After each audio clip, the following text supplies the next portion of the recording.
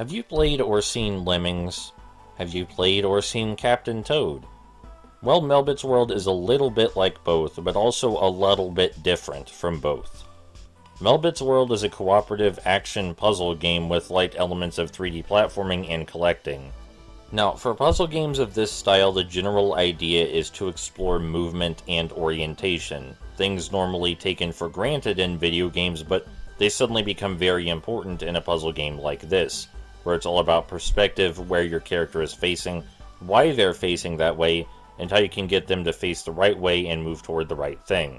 Melbit's World is absolutely no exception to this design philosophy. It's all about orientation and all about making sure your characters are moving in the right way at the right time.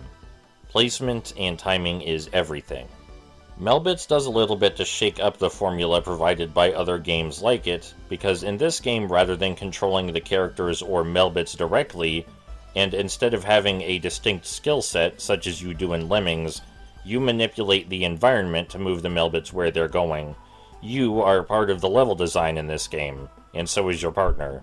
Making the players physically part of the level design so that way they can manipulate the level actively makes sure that what you can do changes each time you enter a new stage. Even if the things you're doing have the same function or same basic principle, the layout will be entirely different each time, so you never know what to expect. The pieces of the environment you can manipulate are color-coded, so that way you can see which player can interact with what. And you interact with all of the objects differently. You interact with some by tapping, some by swiping, some by tilting, and some by just sort of rotating.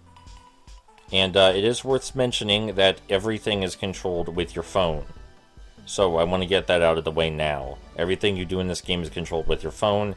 I think they chose the right control setup for a game like this, because trying to control it with a PS4 controller would be a little bit awkward. It would be possible, but awkward, and using phones means that your whole family will likely be able to play, assuming your whole family has smartphones. Now, approaching the game design from a perspective of challenge, the game is actually shockingly challenging. Every time they introduce a new hazard or obstacle, not only do you have to be prepared to react to it quickly, but react to it and react to what the other player is going to be doing to help you or possibly accidentally hinder you. This is a game that requires absolute unflinching synergy with your partner if you want to make all the Melbits survive. The bright side is that if you accidentally kill a Melbit, which is bound to happen now and again, you can still continue the game as long as you haven't lost too many. The more Melbits you lose, the easier the stage becomes, because you have to keep track of less and less Melbits. The game is also easier with more players, as each player gets assigned specific pieces of the level design. It's a bit easier if 4 players are assigned various tasks instead of just 2 players. That being said, I did play the game through with 2 people, and we did just fine. The game is challenging, but after you figure out what to do, it's simply a matter of reacting in time and communicating properly with your partner. You're basically working together with your partner to create a human machine, and it's sort of like poetry in motion when you do it right. And when you don't, well, that's life. So the core design is great if a little hectic, and ideally you're playing with someone you actually like and are willing to cooperate with, but, you know, the core design is excellent. It explores movement and orientation like any other game of its type, but adds in a bit of flair by not only letting you play with friends, but letting you actively become part of the level design and kill the Melbits accidentally in much more horrifying ways than just blowing them up on purpose. But aside from the core game design, it is important to mention there's a sort of collectathon system in place. There are 3 seeds per stage, and you need to collect a certain amount of seeds to unlock future worlds. And I guess that's fine, because we managed to collect enough seeds just by playing normally, but it seems like a really strange restriction for a game that is advertised to be played with family members.